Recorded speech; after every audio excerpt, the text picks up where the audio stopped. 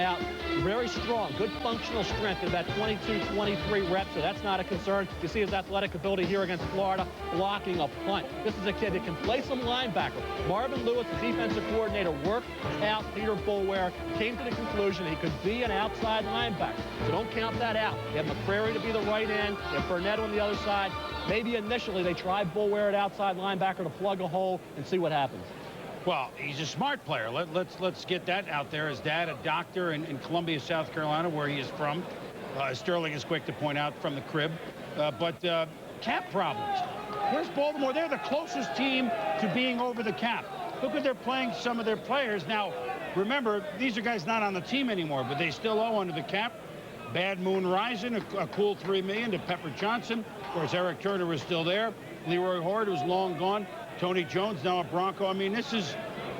They said they couldn't afford it.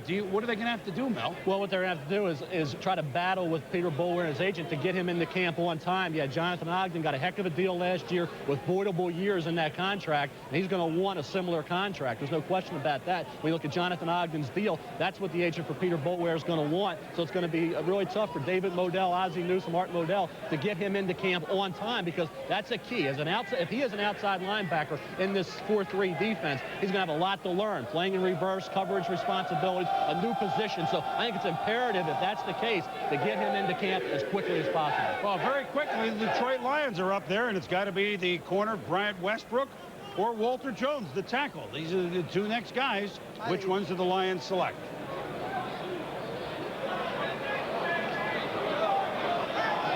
With the fifth choice in the first round, the Detroit Lions select Bryant Westbrook, defensive back, University of Texas.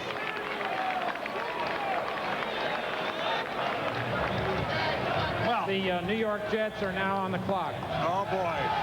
And with that, cue the crowd. The Detroit Lions, I mean, in a division with the Super Bowl champion Packers and the great receivers at Minnesota, when they had to go, and he's a big corner.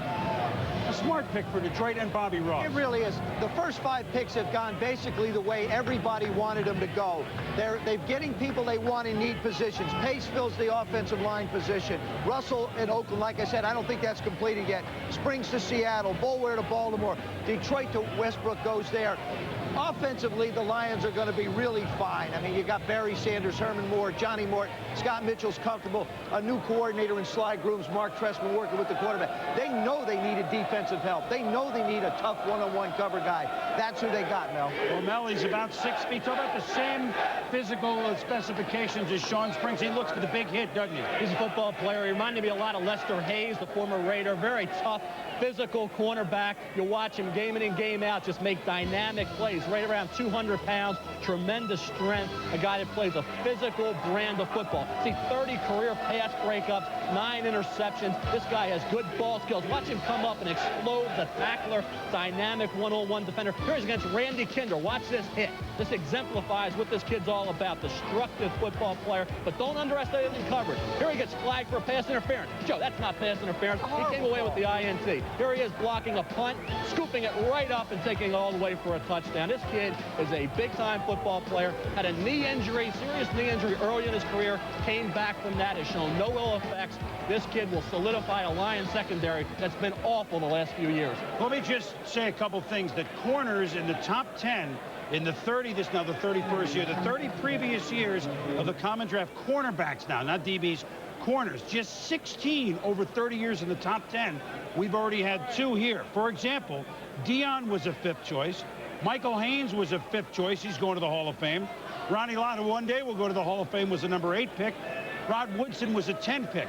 To see Springs 3 and Westbrook 5, if the scouts are right, that kind of puts it where the scouts are thinking that these guys may end up after 8 or 10 years in the league. One other thought about Springs. Allegedly, in the Rose Bowl, he went up to Poole, the outstanding receiver of Arizona State, said, tell you what, if you don't cut me during the game, I'll give you 1 catch.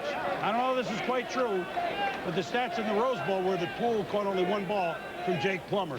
If Springs has that sort of confidence and ability, we're looking at a great one. Westbrook, too. The Jets are on the clock. The merriment has begun.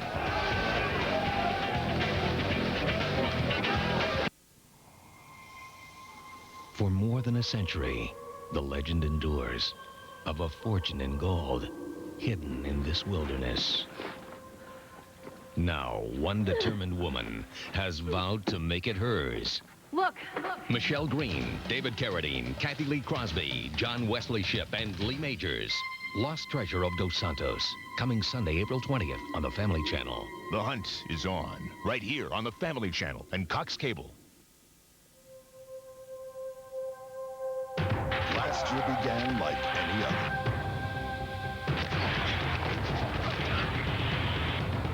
But as the season began to develop, it became clear that changes were happening. The blending of talent, determination, and vision created a new direction. Come see for yourself. The 1997 Arizona Cardinals. Feel the power. Put up quite a fight. Oh, yeah. Whoa. Not this one. Just for a while, huh? Ever since Gretzky took off. Close. Yeah? Looks like 16 track heading up that way. Oh, yeah? Yeah.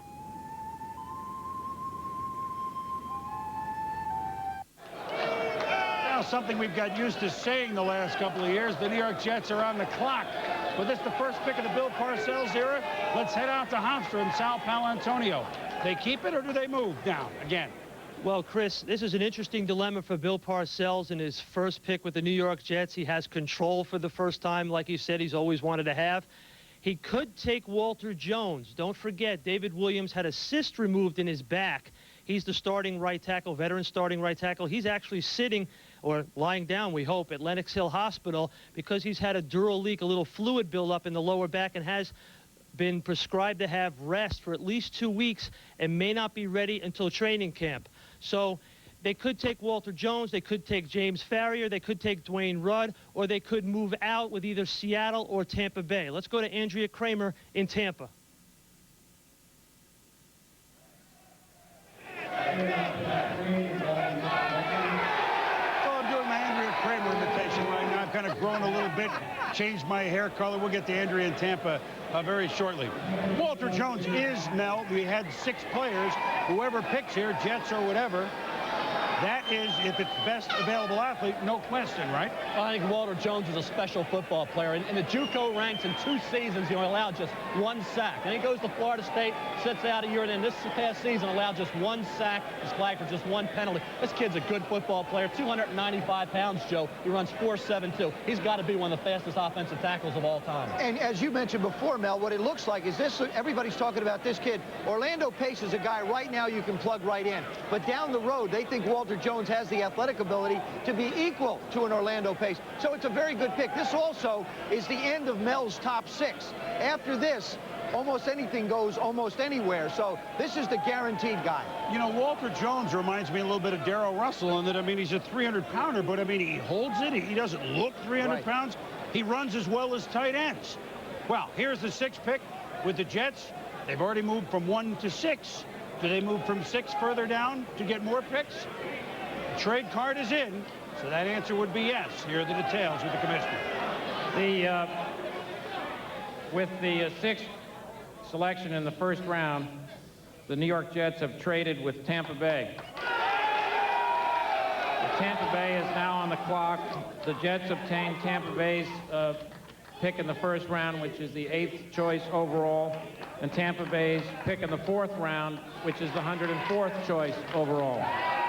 Tampa Bay is now on the clock. Well, Bill Parcells lost those draft picks when they went over to the Jets as a result of getting out of his Patriots obligations. They now picked up more than they have lost.